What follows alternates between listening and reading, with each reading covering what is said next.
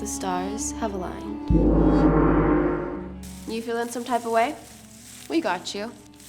This Aquarius season, you're meeting the right people and making the right moves. AKA, you're making money. Don't worry about it, honey. We love a petty moment, but keep them to a minimum. Be real, be direct. Okay. My balls are telling me that you were being an aquaho last year, but it seems this year you know what you want in a person. Don't settle. Your law of attraction is super high this year, so let it come to you. The skater boy with the cuff pants and the Vans and the little tiny beanie that doesn't actually fit on his head, he's gone. And that one girl that was super Zooey Deschanel with the bangs, fringe is out. That one guy who was super spiritual, went to Burning Man, and smoked a lot of weed, not him either. There's a shit ton of celebrities with your same sign. That's hot.